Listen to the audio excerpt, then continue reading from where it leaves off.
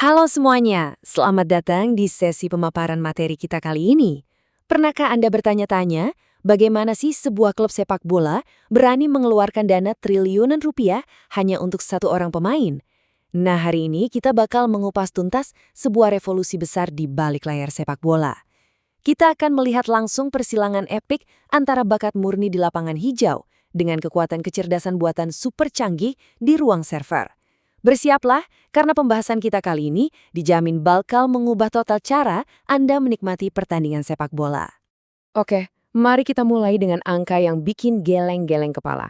9,76 miliar dolar, ya, miliar. Menurut data FIFA, ini adalah rekor jumlah uang yang dihabiskan klub-klub selama jendela transfer pertengahan tahun 2025 saja. Angka sebesar ini benar-benar jadi bukti nyata betapa gilanya taruhan finansial dalam merekrut pemain, terutama bagi tim-tim papan atas di Inggris. Merekrut pemain itu bukan sekedar soal beli bakat, tapi investasi finansial berskala masif. Dan tebak apa? Memprediksi apakah investasi sebesar itu bakal berhasil atau malah boncos, ternyata masih jadi salah satu teka-teki paling rumit di dunia olahraga saat ini. Untuk menjawab teka-teki itu, ini dia peta jalan kita hari ini. Pertama, kemunculan Starboy. Kedua, kelemahan statistik sepak bola. Ketiga, sepak bola sebagai bahasa. Keempat, memprediksi langkah selanjutnya. Dan kelima, mensimulasikan realitas alternatif. Kita masuk ke bagian pertama, kemunculan Starboy, tolok ukur utama.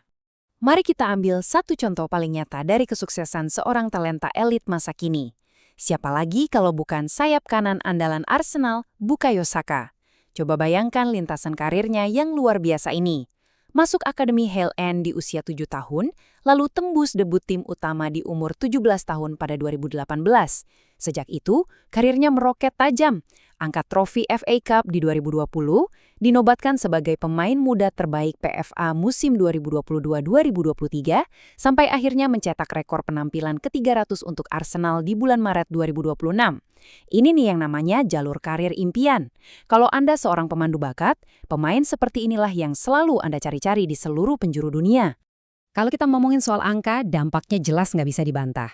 Sampai Mei 2026, Saka udah nyetak 81 gol di level klub dari 300 lebih penampilannya, plus 14 gol untuk timnas Inggris.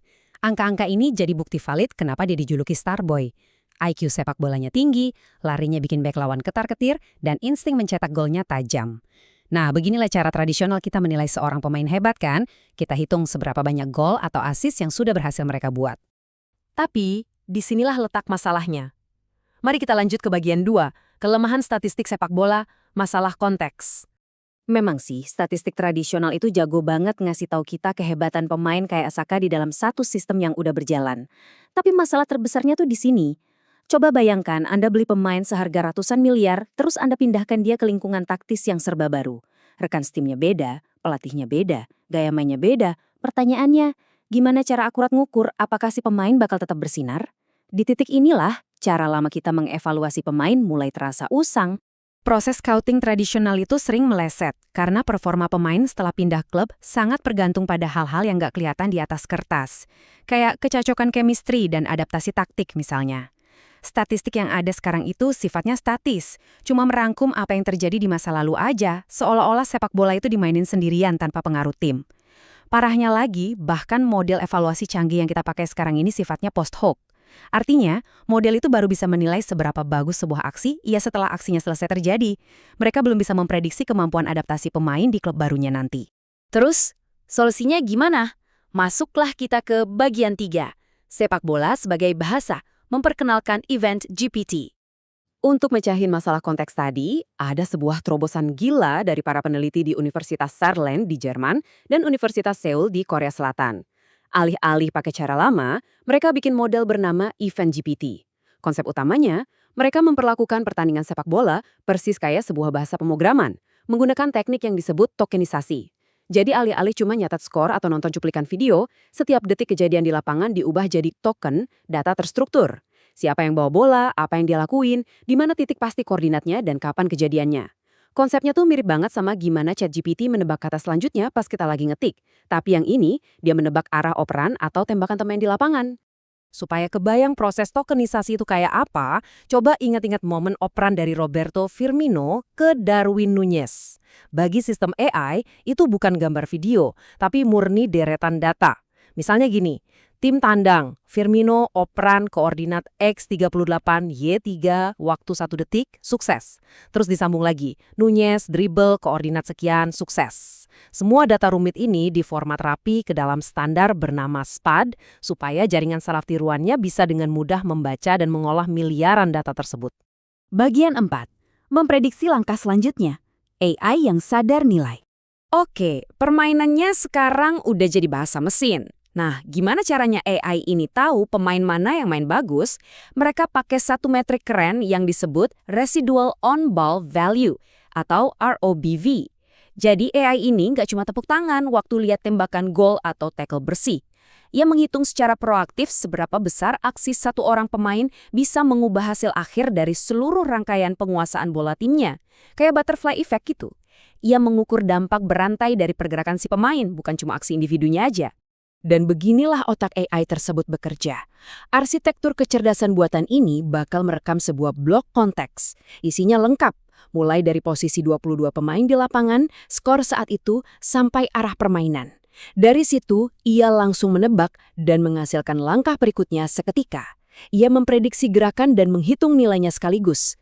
Coba bayangkan, AI ini bertindak layaknya seorang playmaker jenius yang bisa melihat 3 langkah ke depan sebelum bola itu benar-benar dioper. Jadi, kalau kita jajarkan kedua era ini, kelihatan banget kan bedanya? Cara tradisional itu bagus, tapi terlalu kaku, karena cuma bersandar pada statistik masa lalu dan cuplikan video. Sebaliknya, Event GPT membawa kita ke level pemahaman yang sepenuhnya sadar konteks.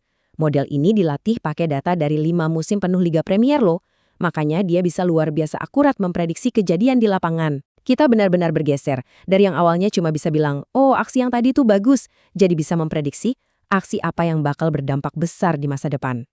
Dan akhirnya kita sampai di bagian paling epik, bagian 5, mensimulasikan realitas alternatif kontrafaktual. Ini nih kemampuan paling ajaib dari Event GPT, yang bikin skenario what if atau bagaimana jika jadi kenyataan. Secara harfiah, Anda bisa mempause pertandingan di 1 detik tertentu. Posisi lawan dan kawan tetap sama, arah bola juga sama. Tapi, Anda ubah pemainnya. Misalnya, cabut Darwin Nunez dari simulasi, lalu masukkan Alexander Isak ke posisi persis yang sama. Dan boom, AI bakal memprediksi jalannya realitas alternatif tersebut. Dia akan ngasih tahu Anda apa yang bakal dilakukan Isak di detik itu dan seberapa besar nilai tambah yang dia berikan. Gila banget kan? Alasan kenapa inovasi ini jadi lompatan raksasa di industri sepak bola itu sederhana. Akhirnya kita punya alat berbasis sains untuk ngetes kecocokan transfer. Jadi klub-klub besar itu nggak perlu lagi main tebak-tebakan apakah bintang incaran mereka bakal nyetel sama taktik pelatih baru. Tinggal masukin aja profil datanya ke simulasi mesin ini dan lihat hasilnya, jauh sebelum mereka ngeluarin duit triliunan rupiah. Kita udah lihat fenomena munculnya pahlawan di dunia nyata seperti Bukayo Saka, dan kini kita dihadapkan pada prediksi super presisi dari Event GPT. Jadi saya mau ninggalin satu pertanyaan buat Anda. Di era di mana setiap lari, setiap operan, dan setiap probabilitas bisa disimulasikan secara sempurna oleh mesin, apakah AI akan sepenuhnya menjadi pemandu bakat mutlak? Atau apakah insting murni, semangat juang, dan keajaiban tak terduga dari para pemain di atas lapangan akan selalu bisa mematahkan algoritma yang paling canggih sekalipun? Menarik buat dipikirin kan? Terima kasih banyak sudah menyimak pemaparan materi kali ini. Sampai jumpa!